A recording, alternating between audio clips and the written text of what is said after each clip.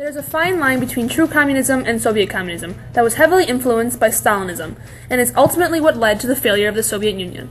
Karl Marx had created the 10 pillars of communism years before Stalin rose to power, and in theory, most of their ideals would have proven beneficial to the failing Russian economy.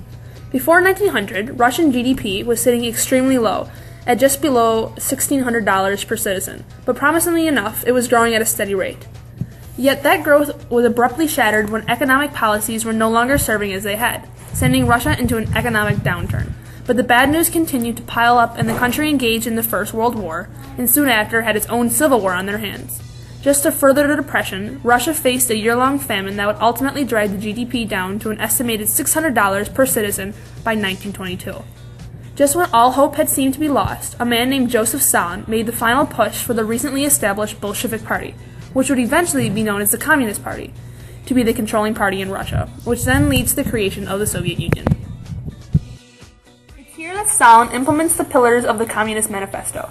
The 10 pillars are as follows: abolition of private property, a heavy progressive tax, abolition of all rights of inheritance, confiscation of rebels and immigrants, centralization of credit in the hands of the state by means of a national bank with state capital and exclusive monopoly, centralization of means of communism and transportation in the hands of the state, extension of the factories and instrument of production owned by the state, the bringing into cultivation of wasteland and the improvement of soil generally in accordance with the common plan, equal obligation of all to work, establishment of industrial armies, especially for agriculture, combination of agriculture with manufacturing industries, gradual abolition of distinction between town and country by more equitable distribution of the population over a country, and free education for all children in governments, schools, abolition of children's factories, labors in its present form, and the combination with industrial production. Based on these pillars, there was no sense of private property or personal gain because everything that was created or grown was shared, and all labor offered equal rights and opportunity, which allowed everyone in the country a newfound opportunity to be successful, and this is reflected in the received GDP. By around 1935, the GDP per capita had risen right back up to the previous $1,600 as before, but now was on a growing trend that would excel the country into a competitive nation. Stalin initially entered his rule based on what could be considered true communism, as it was based on the pillars and was free of any outside influence. Yet that was soon changed as Stalin began to include his own influence, which is arguably the greatest spur of the Soviet Union's economy. There are 7 aspects of what is considered Stalinism, and along with cult of personality and Russification, terror was a major part of what defined this new spin on communism.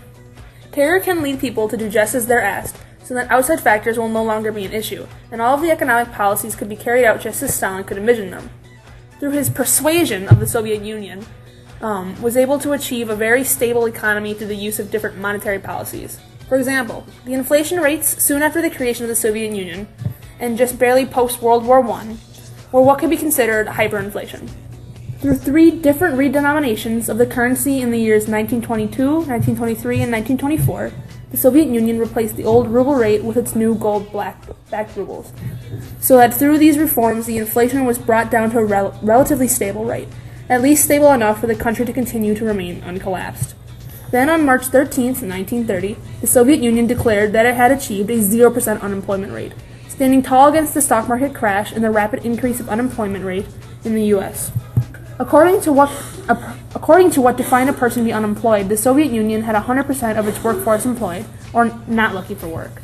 Now that the Soviet Union had overcome a staggering hyperinflation and forced its workforce down to a 0% unemployment, there was nothing standing between Stalin and his country's success, and he was the master of working his proletariat because no one worked better than a man who worked for his life.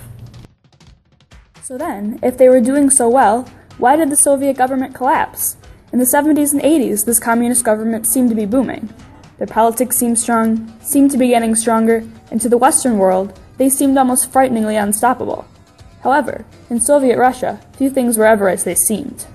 The immediate cause for the collapse of the Soviet Union, according to former Prime Minister Yegor Gaidar, was due to stagnation in Soviet agriculture, while demand for grain was increasing. And when the international price of petroleum fell in the late 80s, the Soviets needed to borrow their grain funds from Western banks because they were no longer getting money from their petroleum sales. And because the Soviets believed they were supreme, they wanted to be self-sufficient and produce all their own grain, despite the lack of comparative advantage in the matter. and instead of trading for grain to meet their demand, they decided to not participate in international trade, and instead just borrow money and create tensions between them and the countries they were borrowing from. This restricted their international activities even further now that they owed several countries who were not fond of them to begin with, which led to even more stagnation, which led to no productivity whatsoever, which then led to collapse. But of course, just one little push isn't usually enough to sink an entire ship. There were plenty of other holes in the Soviets' foundation from the beginning that helped send it under forever. Perhaps the biggest other underlying glaring issue is the problem of no free markets. Abolishing free markets leaves officials with no market prices to help them plan production costs, which is a lot of what led to the halt in productivity in the Soviet Union. All raw materials, tools, and machines existed outside of the market, owned by the government, making them unexchangeable goods and leaving them with no relative values for production costs. And without market prices, production cannot be coordinated properly to meet consumer needs for goods and services, leading to shortages, scarcity in both supplies and finished goods, and stagnation. The opportunity cost for the government of full control ended up being less coherency in production with each new level of government control implicated in the production process. Another reason for Soviet Russia's failure is its general inefficiency. In a free market, prices adjust automatically based on demand, but under communism there's no price mechanism, and the government decides how the goods should be produced and distributed, which can easily lead to even more shortages.